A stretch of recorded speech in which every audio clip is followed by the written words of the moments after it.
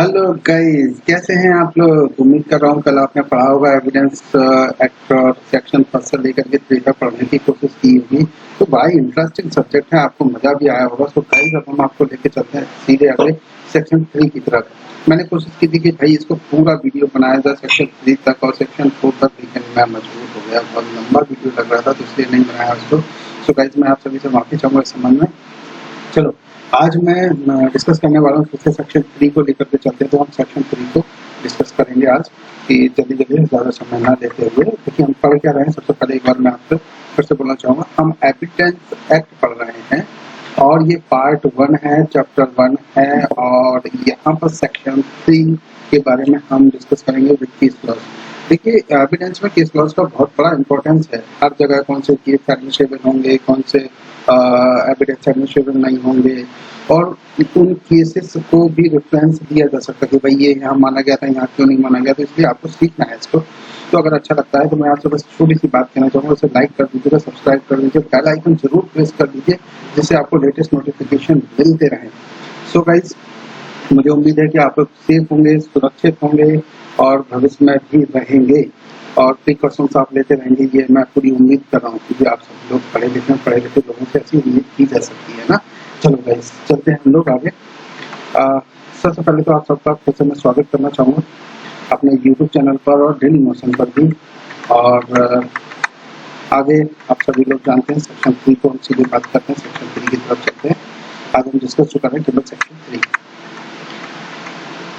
चलिए देखिए, वैसे जो चैप्टर फर्स्ट है उसमें हम 4 सेक्शन को जनरली स्टडी करते हैं। First short title, extent and punishment, second repeal हो गया, थर्ड इंटरप्रिटेशन क्लोज जो हम पढ़ रहे हैं और फोर्थ में जो हम पढ़ने वाले हैं मे presume, self presume, on conclusive close. लेकिन एक ही वीडियो में इतना सारा मटेरियल बना रहा और अच्छे से पढ़ना मुझे लगता है कि थोड़ा सा प्रॉब्लम क्रिएट करता है, मतलब अच्छे से स्टडी नहीं हो पाती। तो चलिए एक एक सेक्शन करके पढ़ लेते हैं। चलिए सेक्शन 3 में क्या क्या है, डेफिनेशन दी है।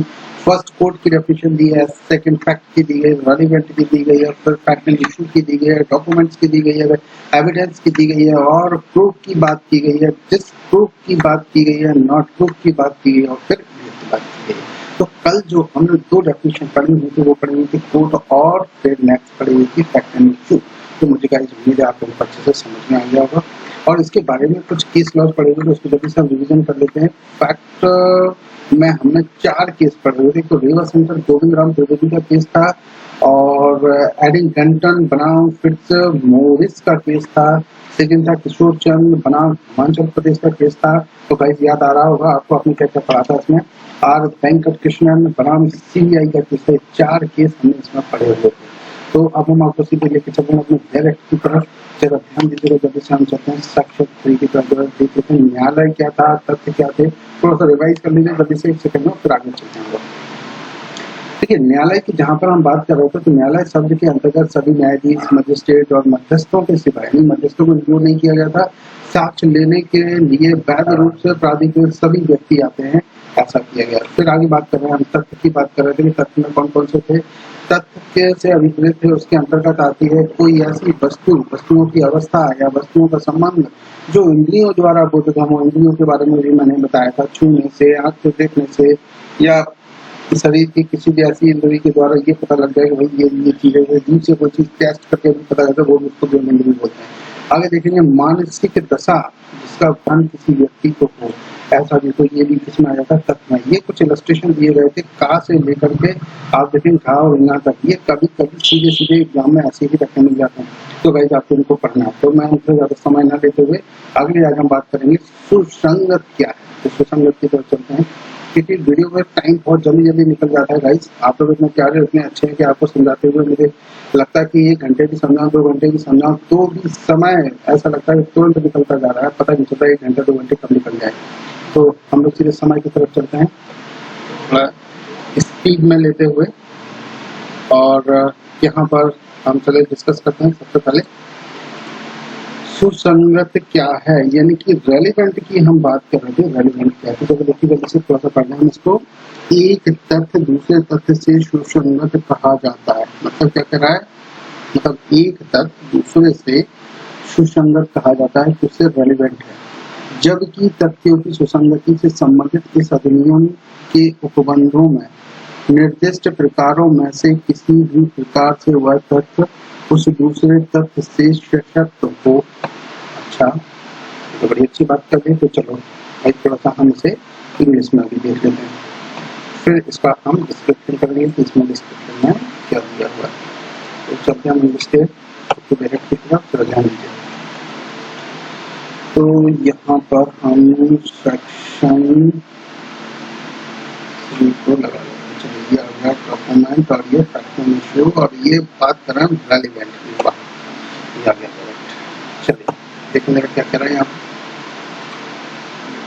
Relevant, one fact is said to be relevant to another, मतलब एक तथ्य दूसरे तथ्य से रेलिवेंट है। अच्छा, when the one is connected with the other in any of the ways referred to in provisions of this act relating to the relevancy fact. Okay. देखिएगा यहाँ पर अगर हम बात करते हैं one fact is said to be relevant, relevant मतलब उससे सशक्त होना चाहिए। फिर आगे क्या हम बात करेंगे to another when the ones is connected, मतलब एक जो फैक्ट है यानी कि वन फैक्ट ये दूसरे से किसी भी रूप में कनेक्टेड हो। दूसरी बात करते हैं with the others in any of the ways referred to in the provisions of this act relating, और जैसा इस एक्ट में प्रोविजंस किया गया है टू रेलिवेंसी ऑफ फैक्ट। देखिए कभी कभी हमने एक चीज देखा हुआ कि जब भी कोई कार्य होता है, कोई अपराध हो, तो उनकी जो कड़ी होती है वो कहीं ना कहीं जो फैक्ट निकल के आते हैं कि भाई एक आदमी गाड़ी लेकर के निकला और फिर वो वहां गया, तो गाड़ी लेकर के निकलना और उस अपराध को अंजाम देना और रिटर्न वापस आना, गाड़ी को धोना और वो सारे सबूत मिटा देना, ये ऐसे जो कनेक्टिविटी जुड़ती है ना किसी भी एक फैक्ट की दूसरे फैक्ट से, तो कहीं ना कहीं वो कोरिलेट होते हैं कि जब तक एक कार्य नहीं किया जाता तो दूसरा कार्य नहीं हो सकता। तो दूसरा कार्य तभी होगा जब पहले काम हो चुका होगा। तो जब ऐसे कोई भी फैक्ट आते हैं तो उन्हें हम एक दूसरे से कनेक्टेड मानते हैं, तो ऐसा मान लेते हैं कि ये रेलिवेंट फैक्ट हैं। और इसके लिए मैं आपको बताना चाहूंगा जो चैप्टर सेकेंड है वो पूरा इसी से रिलेटेड है। अभी हमारे आने वाले और सेक्शंस में उनको डिटेल में पढ़ेंगे। और दूसरी मैं आपको बताना चाहूंगा कि जो सेक्शन 5 से लेकर 55 तक की अगर हम बात करें कोर्ट कौन से उनको एविडेंस को रेलिवेंट मानेगा कि नहीं मानेगा, किन आधारों को मानेगा। तो जब भी आप देखिए तो जितनी भी सारी घटनाएं होती है, जैसे आप बहुत सारे सीरियल भी आजकल देखते हैं, तो एक कड़ी दूसरी कड़ी से कहीं ना कहीं जुड़ी हुई होती है। तो हम मानते हैं कि जैसे कोई अपराधी अपराध करता है तो कुछ ना कुछ तत्व वो छोड़ ही देता है, तो कितना भी चालाक क्यों ना हो, लेकिन कहीं ना कहीं वो कुछ ऐसी चीजें करेगा कि उस अंजाम तक वो पहुंचा तो उससे पहले उसने कुछ कार्य किए होंगे, और वो कार्य तभी संभव होते हैं जब पहला कार्य उसने किया हो। तो हम ये ऐसे तत्वों को एक दूसरे से सुसंगत मान लेते हैं। सुसंगत का मतलब एक दूसरे से रेलिवेंट हो। जैसे आप जानते हैं कि एक तत्व दूसरे तत्व से सुसंगत कहा जाता है। कब कहा जाता है? आप यहाँ पर देखें, जब की तथ्यों की सुसंगति संबंधित इस अधिनियम के उद्बंधों में निर्दिष्ट प्रकारों में से किसी भी प्रकार से वह तत्व उस दूसरे तत्व से सशक्त हो। तो मैं आपको बस इतने की एक बात बताना चाहूंगा कि ये जो रेलिवेंसी का मैटर है, कोई भी कार्य होता है तो उससे कहीं ना कहीं कार्य जुड़े होते हैं। तो यहाँ पर जो आप अभी चैप्टर पढ़ेंगे, चैप्टर कौन सा? सेकेंड, पूरा इसी से रिलेटेड है। सेक्शन हम 5 से लेकर के 55 तक की बात करेंगे, तो इससे रिलेटेड आपको सेक्शन मिलेंगे, इनकी डिटेल हम और। तो अभी तो केवल आप समझिए कि कोई भी घटना होती है तो उसमें जो तत्व पाए जाते हैं वो एक तत्व दूसरे तत्व से रिलेटेड होते हैं, कनेक्टेड होते हैं, उनको हम सुसंगत बोलते हैं। अब अभी हम देखेंगे यहाँ पर विभाजक तत्व क्या होते हैं। तो आपको लेकर के चलते हैं हम ये विभाजक तत्व की तरफ, जरा इसकी विभाजक तत्व से अभिप्रेत है और उसके अंतर्गत आता है ऐसा कोई भी तथ्य जिस अकेले से ही या अन्य तथ्यों की संसर्ग में किसी ऐसे अधिकार, दायित्व या नियोगिता के, पहले ध्यान दीजिएगा फर्स्ट अधिकार की बात की गई, दूसरे दायित्व की बात की गई और तीसरे निर्योग्यता की बात की गई। ठीक है, जिसका किसी बाध्य कार्रवाई में प्रत्याख्यान या प्रत्याख्यान किया गया है, अस्तित्व, तो यहाँ देख लीजिए। दूसरा अनिश्चित, जिसका अस्तित्व ना हो। तीसरी बात करेंगे प्रकृति की। चौथा बात कर रहे हैं हम विस्तार की। उत्पत्ति अवश्यमेव होती है, वो क्या होते हैं?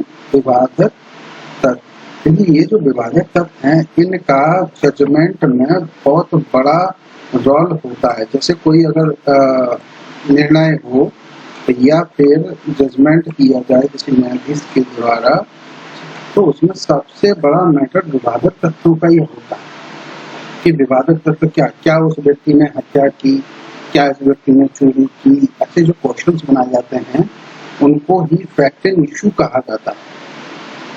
तो जब हम पहले उन्हें फैक्ट एंड इशू देखेंगे तो ये इसी के आधार पर बनेंगे। ये बहुत ही इंपॉर्टेंट चीज है, छोटा सा नहीं है, दोबारा से एक बार फिर से देख लीजिए अगर आपको समझ में नहीं आया हो तो। और इसको थोड़ा सा ध्यान से पढ़ना। केस लॉज की तरफ भी हम अभी चलेंगे और सुसंगत तथ्य और इससे रिलेटेड दोनों केस लॉज हम आपको भी बताएंगे। तो यहाँ पर अगर आप फिर से एक बार देख लीजिए, विवादक तथ्य की अगर हम बात करें तो विवादक तथ्य से होता है उसके अंतर्गत आता है क्या क्या आता है। तो हम इसके लिए सबसे पहले आपको इलस्ट्रेशन की तरफ ले चलते हैं। इलस्ट्रेशन पढ़ लीजिए, फिर इसको पढ़िए तो इजिली समझ में आएगा कि ये क्या होता है। तो देखें जरा, खाकी हत्या का अभियुक्त है, पहली बात की गई किसकी? खाकी। दूसरा क्या गया? उसके विचारण में निम्नलिखित तथ्य विवादक हो सकते हैं। इसको समझने के लिए अच्छे से तो इसकी डेफिनेशन इजिली आपको समझ आएगी। तो कौन कौन से हो सकते हैं जरा ध्यान देंगे। अभी देखिए, यहाँ बात कर रहे हैं कि खा की हत्या का अभियुक्त है, क्योंकि खा नाम के व्यक्ति की हत्या की गई। खा नाम का व्यक्ति यहाँ पर अभियुक्त है। यह कि खा ने खा की मृत्यु कारित की है, एक विवादित तथ्य ये हो सकता है, इसका जवाब आना चाहिए हाँ है या ना है। दूसरा यह कि का आशय खा की मृत्यु कारित करने का था, इसका भी आंसर क्या मिलना चाहिए? या तो देखो दो तरह के आंसर मिलेंगे, या तो हाँ और या ना। अगर ना मिलता है तो इसका मतलब ये व्यक्ति दोषी नहीं है, का कोई और हो सकता है। ऐसे ही इसमें भी आंसर आपको या तो हाँ और या ना, ये दो तरह के आंसर आपको मिल सकते हैं। अब देखिए मैं आपको बताऊंगा इसका जजमेंट में क्या होता है, किस टाइप से होता है। अभी और थोड़ा पढ़ लेते। तो यह कि का को खा से गंभीर और अचानक प्रकोपन मिला था, तो सवाल यहाँ पे भी क्वेश्चन पूछा जाएगा, मिला था क्या? हाँ या ना। ये विवादित तथ्य जब किसी की हत्या हो तो देखिए, अब इसमें इतनी प्रोफेशनल जो नहीं आ सकती, मुझे ये लिखने में थोड़ी सी मिस्टेक हो सकती है, तो आप समझिए हाँ या ना का बात कर रहे हैं। फिर आगे बात की गई यह कि का की मृत्यु कारित करने का कार्य करते समय का चित्त विकृति के कारण उस कार्य की विकृति जानने में असमर्थ था, तो इसका भी आंसर हमें किसमें चाहिए? या तो हाँ में या तो ना। तो देखिए, जब ये इस टाइप की कोई भी घटना होती है तो वहाँ हम फैक्ट एंड इशू की बात करते हैं। इसी तरह से हर केस में जितने भी केस जुडिशियल मजिस्ट्रेट के पास जाते हैं वो उस टाइप के फैक्ट एंड इशू बनाते हैं। इन्हीं फैक्ट एंड इशू के आधार पर जब आंसर मिले, जैसे सपोज दैट आप देखिए, इसका थोड़ा सा हम डिस्क्रिप्शन कर लेते हैं अगर आपको समझ आ रहा हो तो। हाँ, थोड़ा सा वीडियो लंबी हो सकती है गाइस, उसके लिए माफी चाहूंगा, थोड़ा समझाना ज्यादा आवश्यक होता है। तो यहाँ पे देखिए ध्यान दीजिए, यह है कि का ने खा की मृत्यु कारित की। पहला, अगर इसमें जवाब मिले ना, नहीं की, तो फिर किसने की? तो का की जगह मान लीजिए कोई व्यक्ति, यहाँ पर पा नाम का कोई व्यक्ति आ जाता है, या मान लीजिए पा नाम का कोई व्यक्ति आ जाता है ये, तो फिर हमें इसको सर्च करना पड़ेगा। तो यहाँ से तो ये तो रिलीज हो गया, तो ये व्यक्ति इसमें कैसे आया? तो कई बार हत्या किसी और ने की होती है, तो इसका जवाब न्यायाधीश ढूंढने की कोशिश करता है उन एविडेंस तथ्यों के आधार पर जो उसके पास फाइल है। जैसे एफआईआर की गई, किसने एफआईआर की इंफॉर्मेशन दी, और उस समय जब उसकी हत्या की गई तो वहाँ कौन कौन मौजूद था, वो सारे जो डॉक्यूमेंट्स उसके एविडेंस में इकट्ठे किए गए, पुलिस रिपोर्ट होगी, उन सब में देख करके, मेडिकल रिपोर्ट होगी, उन सब में देख करके ये जजमेंट लगाया जाता है कि क्या इस व्यक्ति ने जो ये आगे जो हत्या की गई, तो क्या का नाम के व्यक्ति ने हत्या की है, किसी और व्यक्ति ने हत्या की है। तो अगर उसे जवाब मिलता है हाँ, तब फिर वो अगला क्वेश्चन की बात करेगा। अब देखो पहला तो जब जजमेंट किसी व्यक्ति को छोड़ने ना छोड़ने की बात होता है, तब फिर यह बात कहते हैं कि का खा आशय, खा की मृत्यु कारित करने का था, क्या कोई इंटेंशन था या सडनली किसी ने उसकी हत्या कर दी। मान लो का ने कर दी थी, तो क्या सडनली कर दी या पहले से कोई प्री प्लानिंग थी। अगर हाँ इंटेंशन था तो ठीक है भैया, मर्डर में काउंट कर लेंगे, नहीं था तो क्यों किया। तो फिर जो आईपीसी में आपने पढ़ा है सेक्शन 76 to 106 पढ़े हैं, क्या दिया है यहाँ पर, याद आया कुछ। जर्नल एक्सेप्शन, साधारण अपवादों की बात करते हैं, तो फिर उसमें सडनली क्यों मारा भाई। हम जब किसी व्यक्ति को नहीं मारना चाहते, हम तो ट्रैवलिंग कर रहे हैं, कहीं जा रहे हैं, अगर कोई व्यक्ति हम पर ही हमला कर दे, हमें लूटने ही लग जाए, तो फिर हम उसे अपने आप बचाना है, तो फिर ये कौन सा सेक्शन आ जाएगा। हम चलेंगे अपनी संपत्ति की सुरक्षा करने के लिए, अपने शरीर की सुरक्षा करने के लिए। जब आप सेक्शन आईपीसी के जो पढ़ेंगे, इसमें नहीं, आईपीसी में सेक्शन 76 से 106 तक पढ़ेंगे, तो इसमें इसके प्रोविजंस आपको मिलेंगे कि इसने हत्या तो की है, लेकिन हत्या इसने अपने बचाव में की है, तो इसलिए जर्नल एक्सेप्शन में आएगा, तो इसे मर्डर के लिए ट्रायल नहीं किया जा सकता। ठीक है, तो इसे इसका यहाँ पर बेनिफिट मिल जाएगा। अगली हम बात करते हैं यह कि का को खा से गंभीर और अचानक कुपोषण मिला। पहली बात, अचानक कुपोषण क्या है, जैसे किसी व्यक्ति को इतनी गुस्सा दिला देना कि वो बिल्कुल आपको मारने के लिए तैयार हो जाए, तो इसका भी सवाल वही हाँ या ना की हम बात करेंगे। फिर अच्छा, यह कि देखिए कई बार कुछ पागल ऐसे होते हैं चित्त विकृत का मतलब होगा कि जिसको ये नहीं पता होता कि वो कार्य क्या करने जा रहा है और वो अचानक से किसी पे हमला कर दे। तो अगर इसने हमला कर दिया, मान लीजिए का नाम का जो अभियुक्त है और ये चित्त विकृत हो और इसने इसकी हत्या कर दी, तो का पर कोई केस चलाया जा सकता है नहीं, इस कारण ये छूट जाएगा। तो ये जो चीजें हम देख रहे हैं यहाँ पर, ये फैक्ट एंड इशू क्या होता है, अब ये आपको क्लियर हो गया। अब हम इसकी डेफिनेशन पढ़ते हैं, डेफिनेशन की तरफ एक बार फिर से चलिए, तो आपको इजिली ये समझ में आएगा कि ये क्या है। तो चलो फैक्ट एंड इशू की तरफ देखते हैं कि विवादक तत्व क्या होता है। तो आप देखिए विवादक तत्व से अभिप्रेत है और उसके अंतर्गत आता है क्या क्या आता है, देखिए जरा, ऐसा कोई भी तत्व जिस अकेले से ही देखिए कोई भी तथ्य की बात करें तो फैक्ट हमने ऊपर पढ़ा हुआ है, उस फैक्ट की बात कर रहा है और जिस अकेले से ही अन्य तथ्यों के संसर्ग में किसी ऐसे क्या क्या, पहली बात कर रहा है अधिकार, दूसरी बात क्या कर रहा है दायित्व की, तीसरी बात कर रहा है निर्भरता की, जिसका किसी बाद या कार्रवाई में प्रख्यान कहा गया हो, प्रत्याख्यान किया गया हो,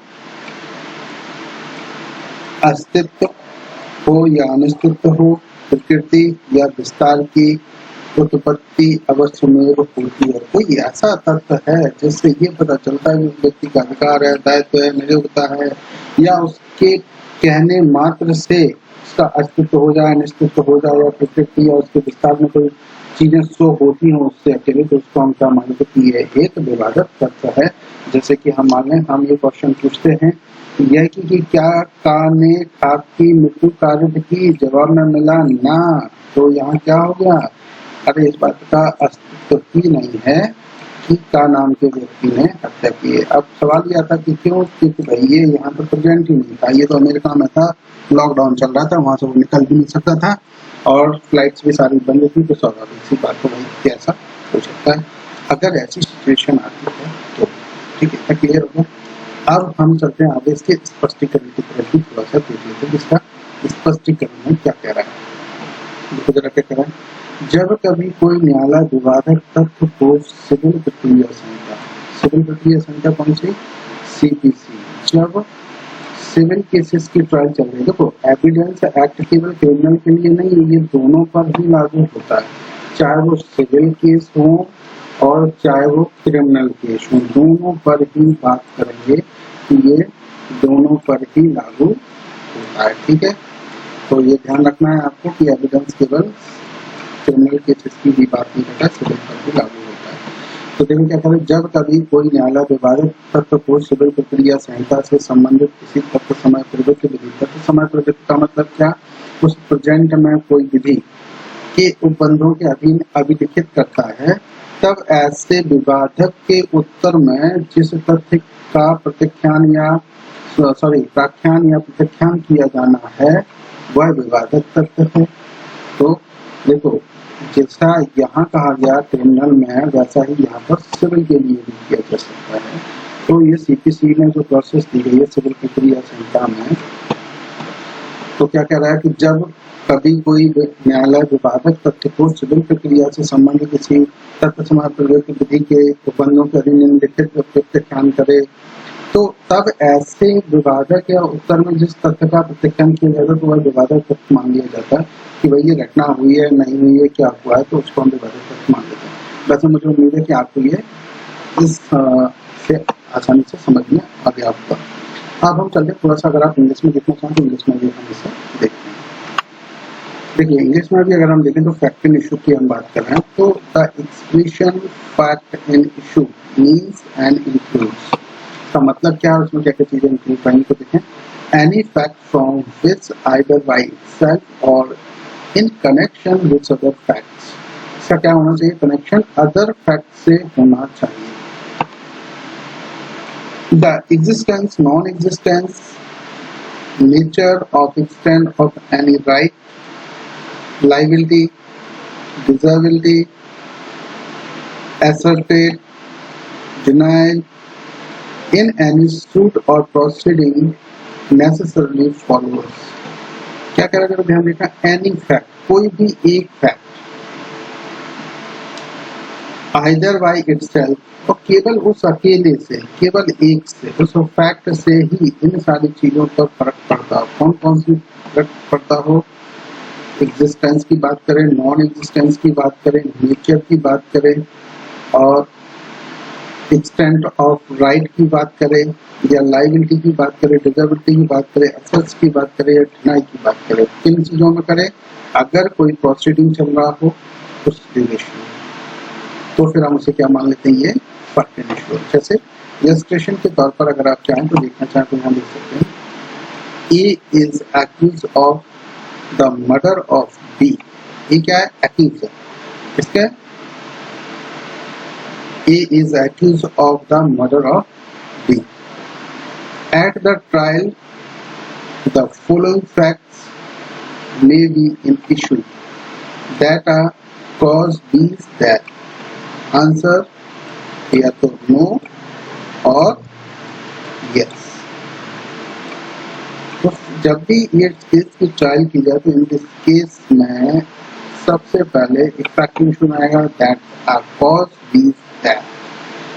second, that A intended to cause बीज दैट, वही आंसर नो और यस।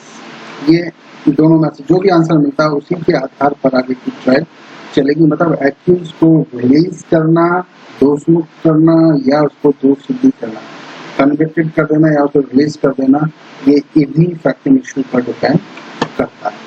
इतना क्लियर होगा। एक्सप्लेनेशन में भी आप थोड़ा सा देख लीजिए, फिर हम इसे बाकी कर पढ़ते हैं। Whenever under the provisions of the law for the time being in force relating to civil procedure, any court records an issue of fact, the fact to be asserted or denied in the answer to such issue is a fact in issue। तो देखिए, ये जो मैं कहना चाहूँगा ये केवल जो सीपीसी की बात कर रहे हैं, जो एविडेंस दोनों पर भी लागू होता है। अगर कोई भी ऐसा फैक्ट इन इशू है जो सिविल केसेस में भी इन्वॉल्व हो सकता है, इंक्लूड हो सकता है, उसके आधार पर डिसीजन हो सकता है, और फेवर में ना हो या फिर फेवर में हो, दोनों में से कोई भी किसी तरह का, तो ऐसे भी इसमें इंक्लूड कर लिया जाता है। अब यहाँ पर आगे देखिए, प्रोसेस को पढ़ लीजिए। That A had received grave and sudden provocation from B। अगर सडन प्रोवोकेशन हो रहा है तो क्या उसने ऐसा कार्य किया, इसलिए अगला नेक्स्ट देखेंगे।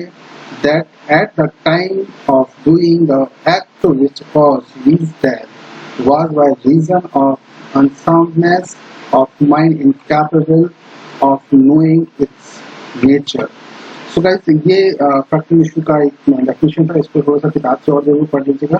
और चलिए अब हम चलते हैं इसके केस लॉज की तरफ, थोड़ा सा केस लॉज की देख लीजिए जो हमें तो केस लॉज डिस्कस करना है। हाँ, बुक्स की हेल्प आपको जरूर लेनी है क्योंकि बिना बुक्स से पूरी डिटेल वीडियो में बता पाना पॉसिबल नहीं होता है। तो गाइस मैं आपसे ये कहना चाहूँगा कि आपको इसको पढ़ना चाहिए एक बार। देखिए मैं जो बता रहा हूँ वो 100% वैसे सही है, मेरे ज्ञान विश्वास के अनुसार हो सकता है तो मिस्टेक्स भी हो तो आप इनसे बुक से जरूर टैली कर लीजिए और मुझे जरूर सजेशन लेकर के भेजिए कि सर आपको इसमें ये और इम्प्रूव करना है, ऐसा करना, तो मुझे भी थोड़ा सा अच्छा लगेगा कि भैया आपने इसे सुना।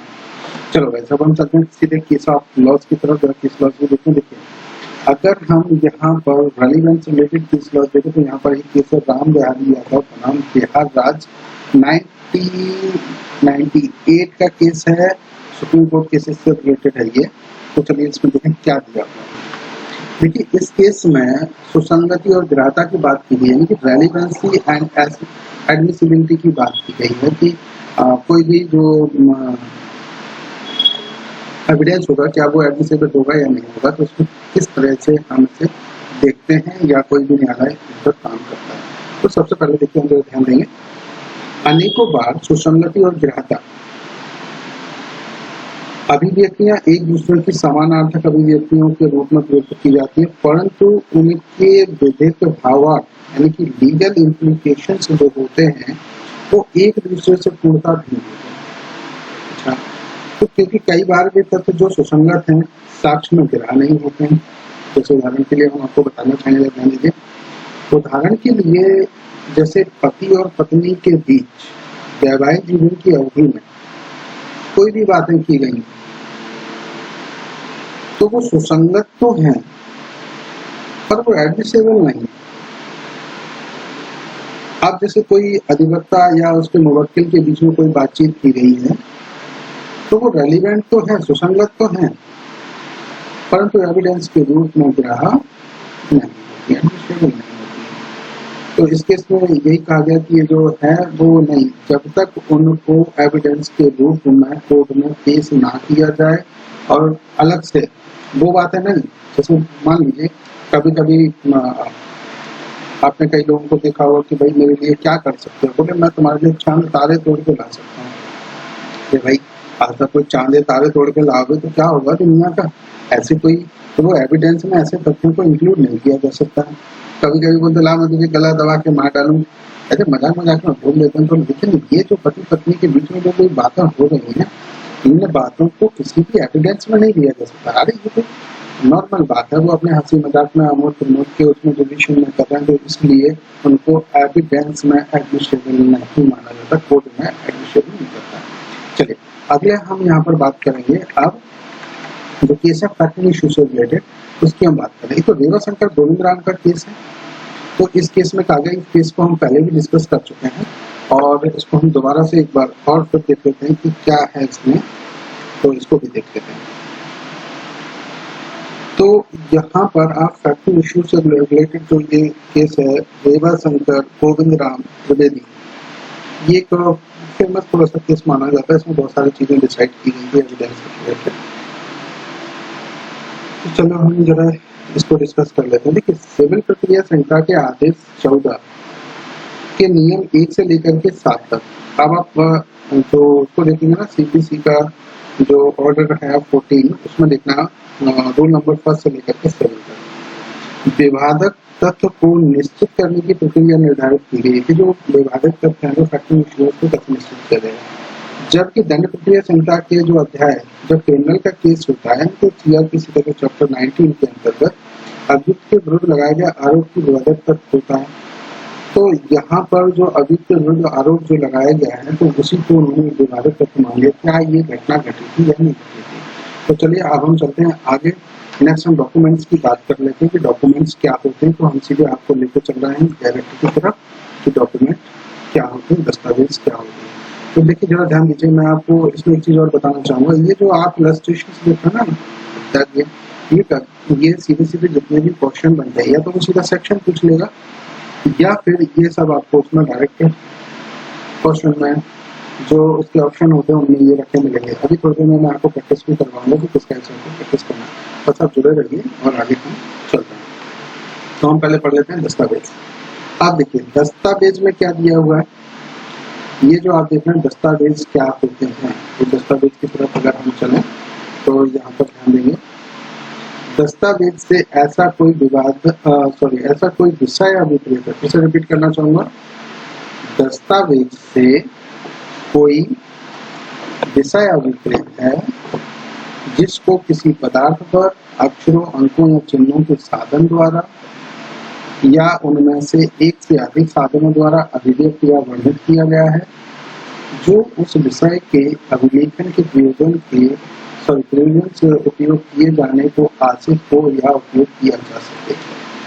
तो इसमें क्या क्या चीजें आपको दिखें, देखो जब भी आप डायरेक्ट पढ़ते हो सबसे पहले उसमें पॉइंट सर्च करें, कैसे सर्च करेंगे, ध्यान दीजिए। दस्तावेज से कोई विषय अभिप्रेत है, तो पहली बात की गई है सब्जेक्ट की। दूसरा, किसी पदार्थ पर, कोई पदार्थ है जिस पर अक्षरों द्वारा, अंकों द्वारा, चिन्हों के साधनों द्वारा या उनमें से एक से अधिक साधनों द्वारा या इन सबको मिला के किसी साधन द्वारा अभिव्यक्त या वर्णित रूप किया गया है। तो कोई चीज लिख दी, अरे जैसे कभी कभी आपने देखा किसी किला पर लोग जाते हैं घूमने, पुराना किला हो, तो वहां वो क्या करते हैं, देखेंगे छोटा सा एक वो बना देते हैं, उसमें से कुछ तीर भी बना देते हैं, देखा कभी कभी क्या बनाते हैं वो, आप लोग समझ गए होंगे, बड़े समझदार है।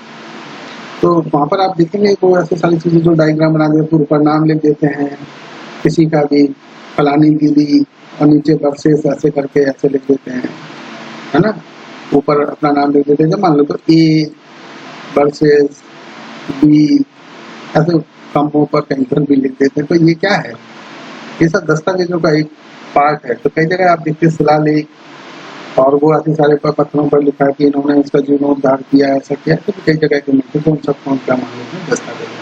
चलो अब जरा इसका इलस्ट्रेशन हम थोड़ा सा देखते हैं, इलस्ट्रेशन में क्या दिया है। लेख क्या है, दस्तावेज, कौन सा लेख, कभी कोई स्मारक पर देखेंगे आप तो वहां पर ऐसे लेख देखने को मिल जाएगा। मुद्रित, मुद्रित मतलब प्रिंटेड, शिला मुद्रित, तो पत्थर पर तो काट काट के लिखे गए शब्द बनाए गए, फोटो कोई बनाई गई, शब्द, ये सब क्या है, सब दस्तावेज।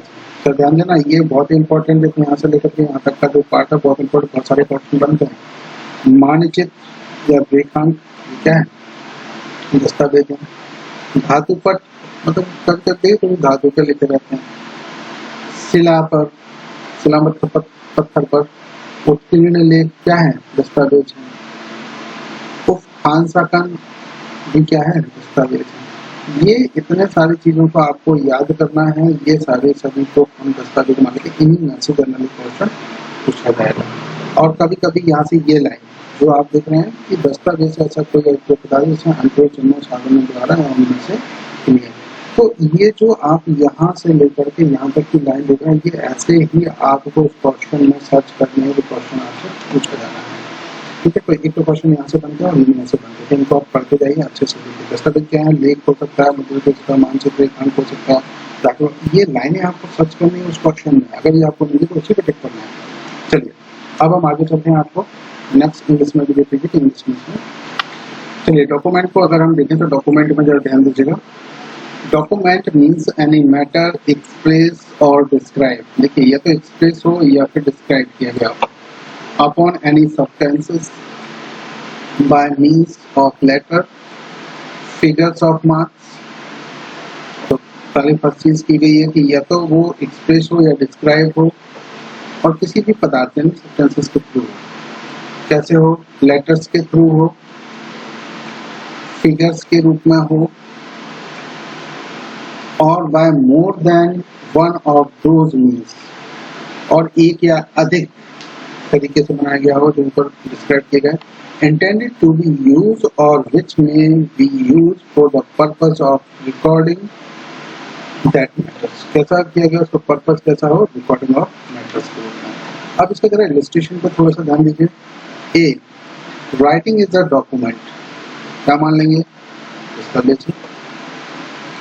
दूसरा, वर्ड प्रिंटेड एंड लिथोग्राफ और फोटोग्राफ आर डॉक्यूमेंट्स। ये आपको याद करना है ये पॉइंट्स। मैप और plan is a document and inscription on a metal plate और stone is a document। metal plate पर हो या फिर stone पर हो, दोनों क्या मान लेंगे ये हम, ये डॉक्यूमेंट है। और कैलकुलेटर डॉक्यूमेंट, तो ये भी मान लेते, ये सारी चीजें आपको याद करनी, ये सब एविडेंस में काउंट होंगे और ये डॉक्यूमेंट माने जाएंगे। तो अब हम देखेंगे नेक्स्ट एविडेंस की बात कर लेते कि एविडेंस इसमें क्या होंगे और एविडेंस की डेफिनेशन हम लोग पढ़ते हैं। तो चलिए हम आपको लेकर चलते हैं आप सीधे एविडेंस की तरफ कि किन चीजों को हम एविडेंस मानेंगे। तो जरा ध्यान दीजिएगा एविडेंस की तरफ, एक बार थोड़ा हम पढ़ लेते हैं इसको। एविडेंस मीन्स एंड इंक्लूड, क्या क्या चीजें इंक्लूड रहेंगी। Number 1, all statements which the court permit. All statement कौन से, जो कोर्ट परमिट करे, ठीक है। और requires to be made before it, required to be made before it by witnesses in relation to matter of fact under inquiry. Such statement are called oral evidence. तो कैसे ऐसे ओरल एविडेंस माने जाएंगे, ध्यान रखना ये ओरल एविडेंस की बात करें, ठीक है। चलो सेकेंड पॉइंट में देखेंगे। All documents include electronic records produced for the inspection of courts। कौन से, इलेक्ट्रॉनिक रिकॉर्ड को भी मान लिया जाएगा, ईमेल को मान लेंगे, बिल्कुल मान लेंगे। Such documents are called documentary evidence। ठीक, तो दो एविडेंस आपने यहाँ पर पढ़े, ओरल और डॉक्यूमेंट्री। चलो अब हम जरा इसको जरा हिंदी में भी देख लेते हैं कि इसको हिंदी में क्या दिया हुआ है। तो जरा देखो, ध्यान देंगे साक्ष्य की तरफ। साक्ष्य शब्द से अभिप्रेत और उसके अंतर्गत आते हैं। नंबर 1, वे सभी कथन जिनके जांचाधीन तथ्य के विषयों के संबंध में न्यायालय अपने सामने साक्षियों द्वारा किए जाने की अनुज्ञा देता है या अपेक्षा करता है, ऐसे कथन मौखिक साक्ष्य कहलाते हैं। ध्यान देना, कौन से साक्ष्य कहलाते हैं, मौखिक, और इंग्लिश में क्या बोलते हैं इसको, ओरल। तो यहाँ पर ये ओरल एविडेंस होगा। और किनको, जो बेसभी तक कथन जिनके जांचाधीन, कथन की बात कर रहा है कि ऐसे कथन जांचाधीन तथ्य के विषय के संबंध में न्यायालय अपने सामने, न्यायालय के सामने साक्ष्यों द्वारा किए जाने, उनको हम ओरल एविडेंस बोलते हैं। ऐसे ये मौखिक साक्ष्य कहलाएंगे। दूसरा क्या कह रहा है, न्यायालय के निरीक्षण के लिए पेश की गई सब दस्तावेज, जिनके अंदर, सब दस्तावेजों की बात करें टोटल। अब जिनके अंतर्गत इलेक्ट्रॉनिक अभिलेख भी है, इलेक्ट्रॉनिक उनकी ईमेल वगैरह के प्रिंट आउट जिसमें इंक्लूड की जाए, तो ऐसी सभी दस्तावेजों कैसे कहलाएंगे, वो दस्तावेजी साक्ष्य कहलाएंगे। तो देखिए क्वेश्चन आता है कि दस्तावेजी साक्ष्य कौन सी है, तो इन लाइनों को आपको उस क्वेश्चन में ढूंढनी है। सब दस्तावेज हैं और इसमें इलेक्ट्रॉनिक दस्तावेज भी इंक्लूड है, ठीक है। अब हम आपको सीधे ले चलते हैं केस लॉज की तरह, जिससे रिलेटेड जो इम्पोर्टेंट केस लॉज है, अब हम आपको इसकी बात करते हैं। तो देखिए यहाँ एविडेंस से रिलेटेड जो केस लॉज है उनकी हम बात करेंगे। ये बहुत बड़ा एक पॉइंट है कि कौन से होंगे कौन से नहीं, और कौन कौन से एविडेंस हो सकते हैं। तो इसको थोड़ा सा आपको अच्छे से पढ़ना है। तो केस के माध्यम से, और इसमें कुछ एविडेंस के जो प्रकार बताए गए, 6 प्रकार के बताए गए हैं। देखिए ये सर्टेन नहीं है, बढ़ गढ़ भी सकते हैं, पर हम एक ऐसा मानना है कि हमें 6 तरह के इनकी आगे हम स्टडी करेंगे।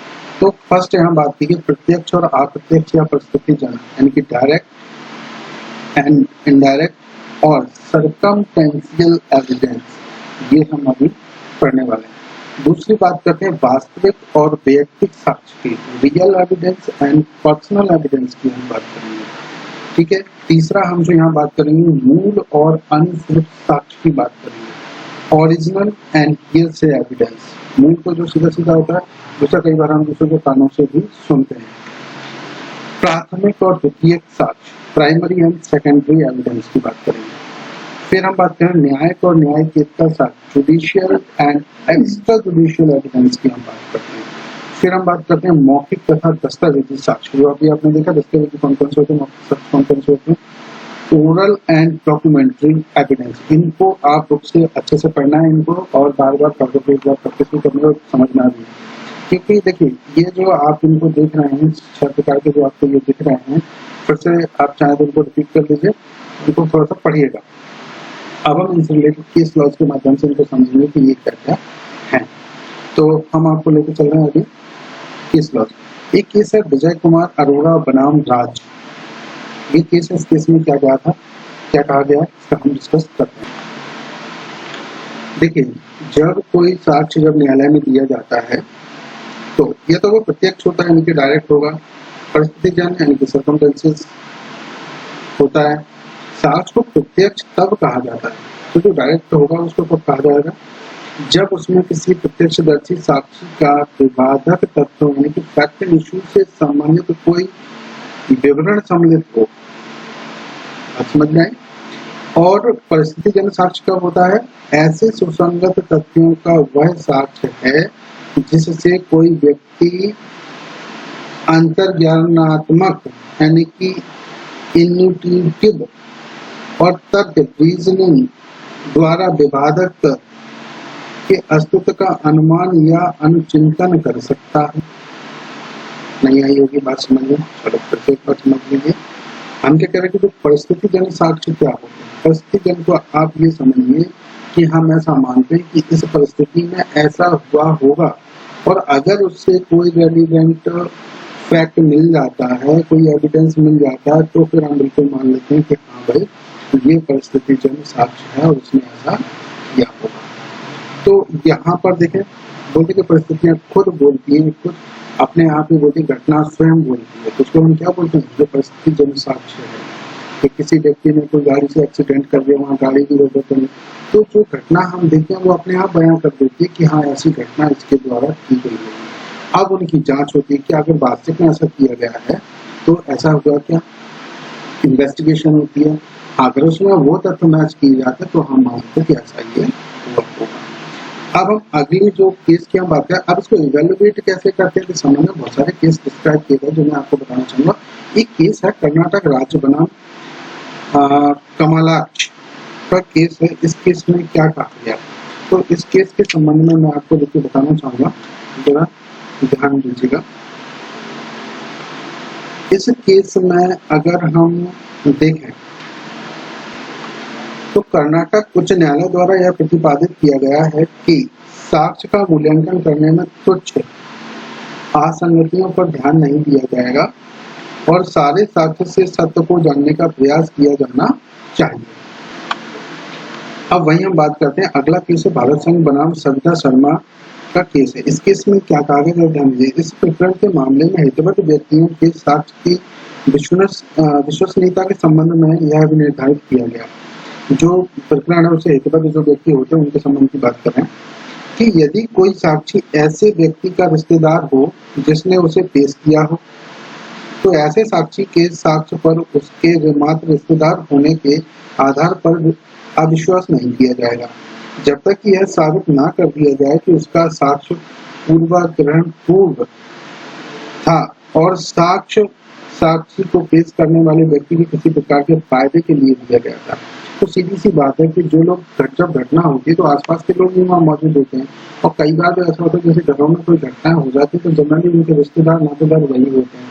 तो उनको पहले ना साबित किया जाना आवश्यक होता है कि ये झूठ बोल रहा है, इसका कारण क्या है, क्या इसका कोई पर्सनल केस है।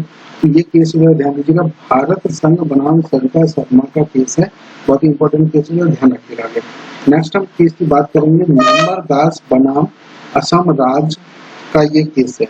इस केस में इस प्रकरण में क्या कहा गया, इस केस में क्या कहा गया, देखिए इसी प्रकार यह अभी निर्धारित किया गया कि स्वाभाविक साक्षी होने पर निकट संबंधी को हेतुबद्ध साक्षी नहीं समझा जा सकता। क्या कह रहे हैं कि स्वाभाविक साक्षी होने पर निकट संबंधी को हेतुबद्ध साक्षी नहीं समझा जा सकता। हर व्यक्ति हेतुबद्ध साक्षी नहीं हो सकता जो भले ही निकट हो, परंतु यदि प्रत्यक्षदर्शी साक्षी नातेदार है और एक ही कुटुंब के हैं तो उनके साक्ष्य की बारीकी से जांच करनी होगी या करनी चाहिए, तभी कोर्ट उसे एडमिसिबल करे। क्योंकि जनरली जो लोग होते हैं वो अपने व्यक्ति को बचाने की कोशिश कर सकते हैं, तो उसकी जांच हो जाए उसके बाद उसको एडमिशेबल किया जा सकता है, इस बात का क्वेश्चन उठाया जा सकता है। अगला देखेंगे एक केस है नेक्स्ट, सत्यनारायण बनाम राज का ये केस है। इस केस में इसी प्रकार यह निर्धारित किया गया कि जहां अभियोजन साक्षी सहयोगी हितबद्ध और पक्ष पोषक हो तथा चिकित्सीय साक्ष्य उनके साक्ष्य के विरोध में हो, वहां उनके साक्ष्य के आधार पर दोष सिद्धि निरापद नहीं होगी, परंतु साक्षियों के पूर्ववृत्त और उनकी हितबद्धता के आधार पर उनके साक्ष्य को नामंजूर कर देने के लिए कोई विद्यमान आधार ही नहीं। तो यहाँ पर आपने ये जो सत्यनारायण वाला केस है इसको आप एक बार और जरूर पढ़ लीजिएगा अपनी बुक से। अब अगला केस है पंजाब राज्य बनाम वासन सिंह। यहाँ पर अगर आप देखेंगे ये जो पंजाब राज्य वासन सिंह का जो केस है इसमें यही कहा गया कि साक्षियों के पूर्व विरुद्ध और उनकी हितबद्धता के आधार पर उनके साक्ष्य को नामंजूर कर देने के लिए कोई विद्यमान आधार नहीं है, इसको कोई आधार नहीं माना जा सकता कि शादी के करीबी लोग ये कैसे एविडेंस है। भाई जब घटना होगी तो जो लोग मौजूद होंगे चाहे वो करीबी हो या कोई भी हो तो वो साक्ष्य दे सकते हैं। हाँ, इसके थोड़े से बुक में और डिटेल आप देख करके जरूर पढ़ लीजिएगा। अगले केस है राजस्थान राज्य बनाम कल्की। ये सब एविडेंस है साक्ष्य के रिलेटेड, क्योंकि साक्ष्य के लिए थोड़ी सी लाइनें दी गई, आपको ये केस लॉज के माध्यम से ही इसको समझना होगा। तो यहाँ पर राजस्थान बनाम कल्की का जो केस है इस केस के बारे में मैं आपको बताना चाहूंगा। देखिए ये जो केस था इसमें हत्या के एक मामले में मृतक की पत्नी ने प्रत्यक्षदर्शी साक्षी के रूप में साक्ष्य दिया था।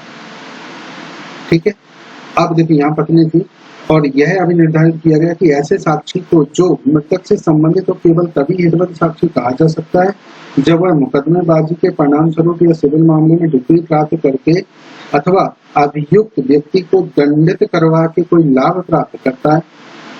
यदि यह स्वाभाविक और एकमात्र प्रत्यक्षदर्शी साक्षी है तो उसे हितबद्ध साक्षी नहीं कहा जा सकता। भाई पत्नी का यहाँ पे हितबद्ध होने का कोई वैसा मतलब ही नहीं था कि वो अपने पति को मारना चाहती, दूसरे लोगों ने उसको मार दिया, उसने गवाही दी, तो यहाँ पर ये गवाही एडमिशेबल होगी। अब अगला जो केस हम यहाँ पर देखेंगे ब्रह्मदेव यादव बनाम बिहार राज्य का केस है। इस केस के में भी जरा देखिए, इस केस में अभी निर्धारित किया गया कि एक बात में मिथ्या तो सभी मिथ्या उक्ति का केवल समुचित मामलों में प्रयोग किया जा सकता है ताकि दूध का दूध और पानी का पानी हो सके, किंतु जहां पर सत्य और मिथ्या इस प्रकार एक दूसरे से जुड़ गए हों कि उससे साक्षी द्वारा किया गया संपूर्ण वृत्तांत ही प्रदूषित हो गया हो, वहां न्यायालय के लिए उसके साक्ष्य को पूर्ण रूप से नामंजूर करना न्यायोचित हो सकता है। अगला केस जो है काले बाला स्वामी वर्सेस आंध्र प्रदेश राज्य। इस केस में क्या कहा गया, ध्यान दीजिए। इस प्रकार न्यायालय द्वारा यह निर्धारित किया गया कि यदि प्रथम इत्तला रिपोर्ट में दिए गए वृत्तांत और अभियोजन साक्षी की परीक्षा में किए गए वृत्तांतों में अंतर पाया जाता है और अभियुक्तों पर लगाए गए स्पष्ट कार्य सिद्ध नहीं हो पाते, तो ऐसे असंतोषजनक साक्ष्य की स्थिति में अभियुक्तों को संदेह का लाभ देते हुए दोष मुक्त किया जा सकता है। देखिए ये कुछ इंपॉर्टेंट केस लॉस थे जो मैंने आपको दिखाए, इनको आप पढ़िए। और हाँ, इतने ही नहीं है, इससे बहुत ज्यादा केस लॉज हैं, पर एक वीडियो में इतने सारे इंक्लूड करने से बहुत लंबा वीडियो बन जाएगा। तो मैं आपसे ये निवेदन करना चाहूंगा कि आप एक बार किताब को निकाल करके सारे केस लॉज जो एविडेंस से रिलेटेड है इस सेक्शन से रिलेटेड है, इस सेक्शन से रिलेटेड सारे केस लॉज आपको पढ़ना है, बिल्कुल ध्यान रखना, क्योंकि यही आगे चल के आपको एविडेंस में पारंगत बनाएंगे। ठीक है गाइस, तो अब हम आगे चलते हैं, आपको ले चलते हैं नेक्स्ट उसकी तरफ, अपने बैलेट की तरफ। तो चलिए जरा हम बैलेट में देखें, आपने एविडेंस यानी कि साक्ष्य पढ़ा, अब साक्ष्य के बाद में हम बात करते हैं साबित क्या होता है। तो साबित के लिए थोड़ा सा हम देखते हैं साबित क्या होता है। तो देखिए जरा साबित की तरफ चलते हैं जल्दी से, थोड़ा सा वीडियो लंबा होगा, बस जल्दी हम इसे कम करेंगे। फटाफट में 3 डेफिनेशन रहेगी। देखिए साबित से कोई तथ्य साबित हुआ तब कहा जाता है जब न्यायालय अपने समक्ष के विषयों पर विचार करने के पश्चात या तो यह विश्वास करे कि उस तथ्य का अस्तित्व है या उसके अस्तित्व को इतना अधिक संभव समझे कि उस विशिष्ट मामले की परिस्थितियों में किसी प्रज्ञावान व्यक्ति को इस अनुमान पर कार्य करना चाहिए उस तथ्य का अस्तित्व है। तो देखिए क्या बात करें कि प्रज्ञावान कोई व्यक्ति हो और उसे ये अनुमान पर कार्य करना चाहिए कि ये तत्व का अस्तित्व है, तो हम उसे मान लेंगे कि ये साबित है। अगला देखिए, यहाँ पर ना साबित की हम बात कर रहे हैं, तो ना साबित क्या होता है, जरा ध्यान देना। कोई तथ्य ना साबित हुआ कहा जाता है जब न्यायालय अपने समक्ष विषयों पर विचार करने के पश्चात या तो यह विश्वास करे कि उसका अस्तित्व नहीं है, या उसके अस्तित्व को इतना अधिसंभव समझे कि उस विशिष्ट मामले की परिस्थितियों में किसी प्रज्ञावान व्यक्ति को इस अनुमान पर कार्य करना चाहिए कि उसका अस्तित्व नहीं है। तो देखिए, सीधी सी बात है कि जब कोई समझदार व्यक्ति हो, जो प्रज्ञावान व्यक्ति हो, वो ये समझा रहे इसका कोई अस्तित्व थोड़ी ना है, तो ये क्या मान लेते हैं, ये ना साबित हुआ कहा जाता है। अब हम बात करते हैं कि साबित नहीं हुआ तो क्या होगा। कोई तथ्य साबित नहीं हुआ कहा जाता है जब वह ना तो साबित किया गया हो और ना वह ना साबित हो, ना तो उसे साबित किया है ना साबित, तो कहते हैं ये साबित ही नहीं हुआ है।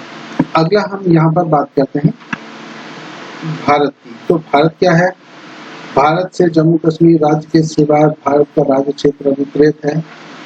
तो ये डेफिनेशन यहाँ पर दी गई है, लेकिन ये यहाँ पर जम्मू कश्मीर राज्य को हम अगर यहाँ देखें तो अभी जो अमेंडमेंट हुआ है उसके बाद इसको भी शायद इंक्लूड कर दिया गया है। इसकी डिटेल थोड़ी सी आपको पढ़नी है कि इसकी डिटेल क्या है अमेंडमेंट्स में।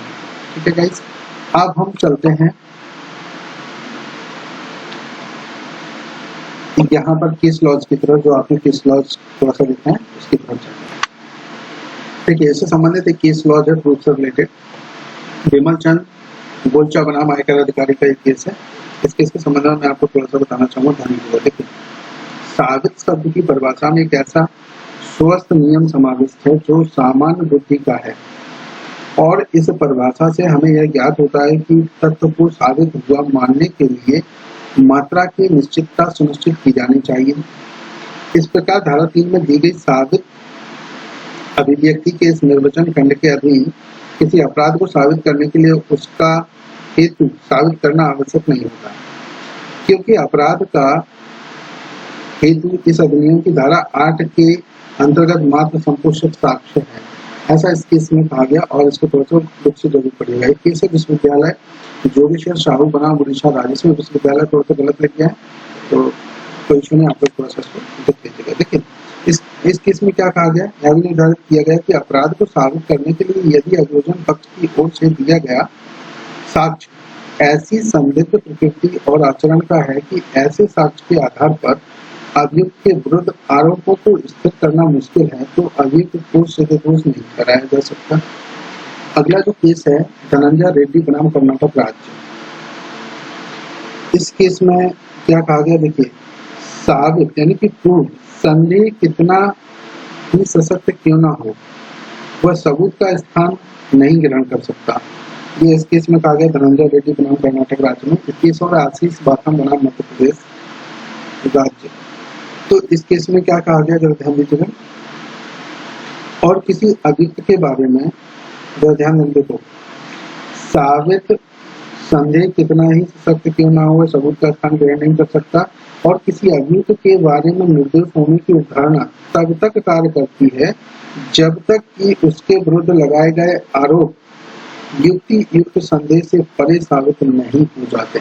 ठीक है, सब केस और भी हैं बहुत सारे जो आपको पढ़ना, थोड़ा सा बुक की हेल्प लेकर के बहुत सारे केस की आपको स्टडी करनी है, तो ये आपको और आसानी से समझ आ जाएगा। जैसे चिंतामणि का केस है, जगजीवन लाल का भी केस है, अर्जुन सिंह का भी केस है, ये आपको और बुक से पढ़ना, इससे रिलेटेड और भी केस है। अब हम बात करते हैं नॉट प्रूफ की बात कर रहे हैं, तो एक केस है हमारे पास ए अब्दुल रशीद खान बनाम PAKA साहुल हमीद का केस है। तो साहुल हमीद का केस होगा। तो ये जो इस केस में आप देखेंगे, इस केस में केवल साबित नहीं हुआ के संबंध में बात की गई है। तो देखिए क्या कहा गया, साबित नहीं हुआ जो पद है उसे मिथ्या यानी कि फाल्स होने जैसी अभिव्यक्ति से भिन्न है और किसी दावे को साबित न कर पाने की असमर्थता पर हर मामले में उसके मिथ्या होने का अर्थ ध्वनित नहीं करता। हर बार ये मिथ्या की बात नहीं करता। तो यहाँ पर हम अगर ये अपना जो देखा हुआ केस नॉट प्रूफ का, ये थोड़ा सा और बुक से पढ़ लीजिएगा। अब हम बात करते हैं भारत की। तो भारत क्या था, भारत की बात की गई कि भारत से जम्मू कश्मीर राज्य की सुविधाएं भारत का राज्य क्षेत्र का विपरीत है। तो अभी जो 2019 में जो अमेंडमेंट किया गया उसे हम एक भारत का हिस्सा मानने लगे हैं, तो इसमें अमेंडमेंट हो गया, तो आपको पढ़ना है। तो गाइस मुझे उम्मीद है कि सेक्शन 3 आपको समझ आया होगा, इसमें छोटी मोटी गलतियां भी होंगी, तो मैं आपको ये बोलूँगा कि जो मैं आपको पढ़ा रहा हूँ उसे गैलेट के साथ, बुक के साथ स्टडी करिए। हाँ, और जो चीज़ें आपको समझ में नहीं आ रही हैं तो मुझे कमेंट बॉक्स में या मेरे व्हाट्सएप पर भी आप मुझे बता सकते हैं, तो मुझसे जितनी हेल्प हो सकती है वो मैं आपको बिल्कुल करने के लिए तैयार हूँ। और सेक्शन 4 जो आपका बचा, जिसमें मे प्रिज्यूम, सेल्फ प्रिज्यूम और कंक्लूजन प्रूफ, अगले आने वाले वीडियो में हम यहाँ पर डिस्कस करेंगे। सो गाइस, आपको बोलना चाहूँगा ये वीडियो अगर आपको यूट्यूब पर ना मिले तो आप डेली मोशन पर भी आप देख सकते हैं, मैं कोशिश कर रहा हूँ कि वहाँ पर भी उनको अपलोड किया जाए। और दूसरा आपसे छोटा सा निवेदन, अगर आपको हमारा वीडियो पसंद आता है तो लाइक जरूर कर दीजिए, जो हमें इंकरेज करता है वीडियो बनाने के लिए, और सब्सक्राइब इसलिए कर दीजिए कि नंबर ऑफ कैंडिडेट्स होंगे तो मुझे और भी अच्छा लगेगा कि मुझे कुछ काम करना है आप लोगों के लिए। अगला नेक्स्ट बेल आइकन इसलिए कि आपको लेटेस्ट नोटिफिकेशन मिलते रहें। सो गाइज, मैं उम्मीद के साथ आप सेफ रहेंगे, सुरक्षित रहेंगे और पढ़ते भी रहेंगे। ऑनलाइन स्टडी ही अभी एकमात्र सहारा है, पढ़ना अगर हमने बंद कर दिया तो लाइफ में आगे बढ़ना मुश्किल होता है। तो गाइस, शिक्षा हमेशा काम आती है, इसलिए पढ़ते रहिए, सेफ रहिए, सुरक्षित रहिए। हम गाइस मिलते हैं अगले वीडियो में, तब तक के लिए नमस्कार।